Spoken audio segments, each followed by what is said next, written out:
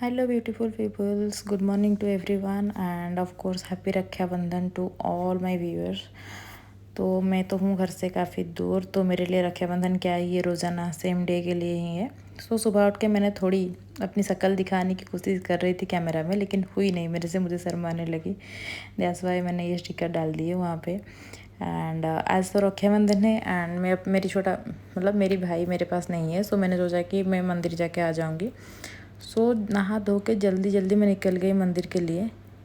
And thankfully सुबह सुबह मंदिर में ज़्यादा भीड़ भी नहीं थी, तो मैं अच्छे से पूजा कर पाई।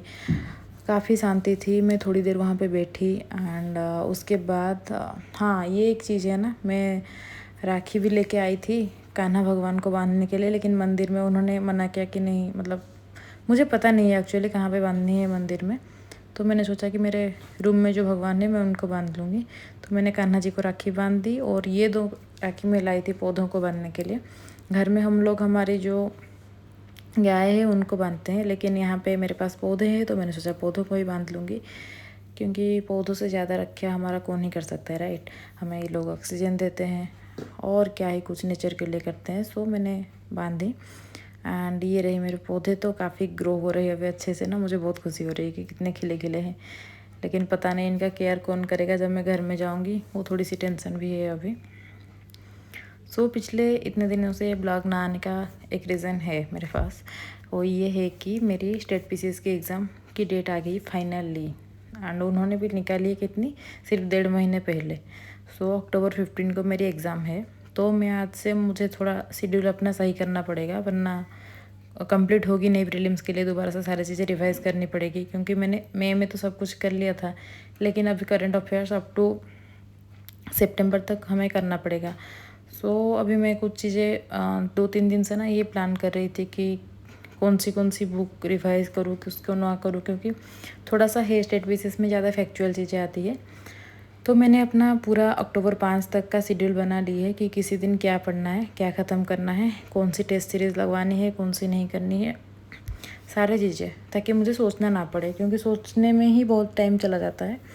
तो मैं गर्म पानी पीते पीते ये सब प्लान कर रही थी सुबह सुबह। एंड तो फ़िलहाल के लिए मेरे पास सिर्फ कितना 35 डेज़ ही है एग्ज़ाम के लिए। 145 काउंट ही नहीं करूँगी मैं, क्योंकि घर घर के लिए मैं लगभग 5 या 6 को अक्टूबर को चली जाऊँगी।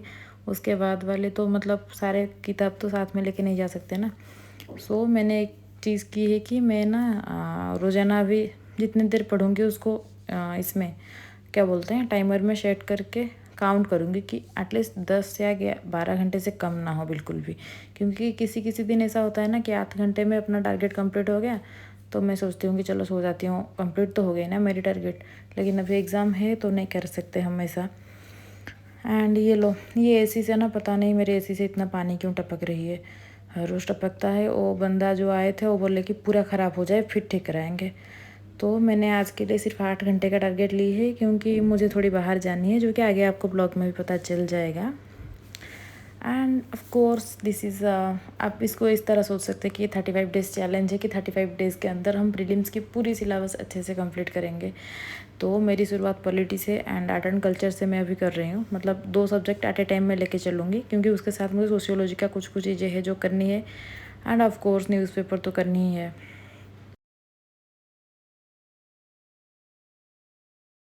टू टेल यू दैट कि आप लोग भी ना मेरे साथ ट्राई करिए, जो लोग बिगिनर्स है वो ट्राई करिए। इतने दिनों में आपको एनसीईआरटी ख़त्म करनी है। जो लोग पढ़ रहे हैं, मतलब कंप्लीट कर चुके हैं, उनके लिए तो और भी अच्छा है, उनको पता है क्या पढ़ना है क्या नहीं। मैं बस मेरी जर्नी शेयर कर रही थी, तो मैंने सोचा कि let's start A 45 days challenge. 45 days तो नहीं होगी, शायद 35 या फिर 40 डेज़ होगी, क्योंकि मैं 5 और 10 के बीच में घर में चली जाऊंगी, तो वहाँ पे जाने के बाद थोड़ा रूटीन अलग से हो जाएगा। So let's start. तो जैसे कि मैंने कहा कि मुझे अभी मैं पॉलिटी और आर्ट एंड कल्चर साथ साथ स्टार्ट कर रही हूँ, क्योंकि पॉलिटी मुझे बहुत इंटरेस्टिंग लगती है।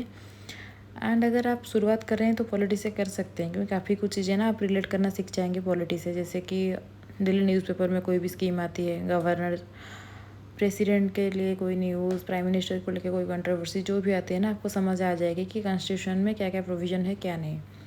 मैंने ये 35 डेज़ चैलेंज शुरू की है पॉलिटी से, एंड उसके साथ मैं कर रही हूँ आर्ट एंड कल्चर। पॉलिटी का अभी मैं लक्ष्मीकांत बुक का जो पार्ट 3 है, हाँ ये पार्ट 3 ही है, पार्ट 3 ही कर रही हूँ, जिसको मैंने 2 दिन में कंप्लीट करने का टारगेट ली है। ओके, सो आप अपने हिसाब से ले सकते हैं, क्योंकि बात ये है कि पॉलिटी में ये वाला चैप्टर मैंने पिछली बार जब की थी कुछ मुझे छूट गए थे, तो मैंने इसीलिए इसको पहले शुरू की है। और कुछ चीज़ें ऐसे हैं जो मुझे याद है, जैसे constitutional body, non constitutional body, so उसको मैं आखिरी में रखी हूँ। ओके, तो आप अपने हिसाब से प्लान कर सकते हैं। जैसे कि आर्ट एंड कल्चर का मैंने आज के लिए तो नहीं, मतलब कल से, राइट, आज 31 ही है, तो कल से मैंने प्लान की है कि आर्ट एंड कल्चर का पहला जो चैप्टर है आर्किटेक्चर वाला, वो अच्छे से ख़त्म करूँगी, क्योंकि वहाँ से ज़्यादा क्वेश्चन आते हैं स्टेट पीसीएस में भी, यूपीएससी में भी। जब मैंने पॉलिटी आज के लिए जो प्लान किया था ख़त्म हो गई, उसके बाद मैंने सोचा कि थोड़ा चेंज करते हैं, क्योंकि कंटिन्यूस पढ़ा नहीं जाता ना। पॉलिटी मैंने लगभग 2.5 घंटा भी पढ़ ली है, तो थोड़ा सा खुद को मतलब चेंज करने के लिए मैंने सोशियोलॉजी का कुछ नोट्स मेरे बचे हुए थे, तो वही मैंने रीडर निकाली, फिर बेसिक सी वहाँ से थिंकर्स का कुछ चीज़ें नोट डाउन करी लूज सीट में। अभी तो मैं कॉपी यूज़ भी नहीं करूँगी, क्योंकि लूज सीट ना वेस्ट है। पहले मुझे क्यों समझ में नहीं आ रहा था, पता नहीं, कितने टॉपर्स ने बोल भी चुके हैं, लेकिन क्या है, जब तक खुद नहीं करोगे तब तक मतलब पता ही नहीं चलता चीज़ें ना। आप उस अकॉर्डिंग प्लान कर सकते हैं। लेकिन ऐसे भी है ना, कभी कभी फील होता है कि अरे यार बहुत देर तो पढ़ लिए, अब थोड़ा सा ब्रेक ले लेते हैं। तो अगर कंटिन्यूस आपसे बैठा नहीं जाता, तो आप ऐसे कर सकते हैं कि 1 घंटे में 50 मिनट पढ़ के 10 मिनट ब्रेक ले सकते हैं। क्योंकि आप भी देख रहे होंगे बीच बीच में मैं उठ के जा रही हूँ, पानी लेके आ रही हूँ या फिर कॉफ़ी लेके आ रही हूँ, तो मैंने 10 मिनट 15 मिनट गैप ली हुई है। 2 घंटे में 15 मिनट या फिर 1 घंटे में 5 मिनट, ऐसे मैंने ली हुई है।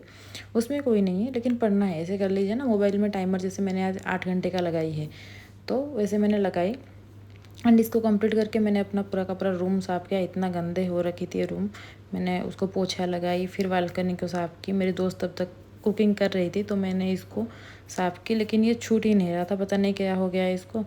वहाँ पे शायद कुछ ला के डालना पड़ेगा। देन मैं आके थोड़ा अपनी फ्रेंड को हेल्प की चिली मशरूम बनाने में, क्योंकि आज थी रक्षाबंधन, तो मैंने सोचा कुछ अच्छा खा लिया जाए। तो खाना खाने के बाद मैंने मेरे साथ ये गलती हो गई, खाना खा के मैं सोई नहीं, एंड मुझे ज़ोर से नींद आ रही थी। लेकिन मुझे ये करना था कि अभी कुछ ख़त्म कर लेती हूँ न्यूज़पेपर, क्योंकि शाम को मुझे कहीं जाना है, जो मैं आपको ज़रूर दिखाऊंगी आगे।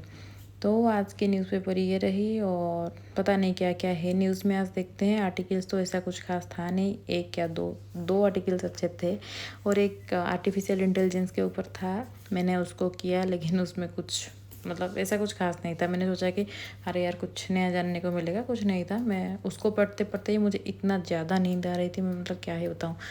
और यहाँ पे थोड़ा लाइटिंग का प्रॉब्लम हो रही है, मतलब आप देख सकते हो कि मेरे ऊपर जो लाइट है वो उतना अच्छे से आ नहीं रहा है टेबल पे, तो मैं टेबल लैंप लगाने की सोच रही हूँ। एंड बीच में जो नींद आ रही थी, मुझे क्या ही बताऊँ, तो जैसे तैसे करके मैंने न्यूज़पेपर ख़त्म की, and I feel so tired. तो मैंने सोचा कि नहीं चलो, फिर आधा घंटे जाके सो जाती हूँ मैं। तो फिर मैं आके बेडरूम में सोई, क्योंकि वहाँ पे मेरी दोस्त पढ़ रही थी, तो उसको भी नींद आ जाती। तो सो के उठने के बाद मैं हो गई तैयार कहीं जाने के लिए। तो मैं आई हूँ अपने पापा के लिए शू ख़रीदने के लिए, एंड मैंने ले लिया उनके लिए एक शू, और आते वक्त मैंने अपने लिए भी एक सूट लाई हूँ, जो मैं आपको लास्ट में दिखाऊंगी। And here is the day, and thank you for watching. I hope you guys enjoy this blog, so please do subscribe to my channel. Thank you for watching.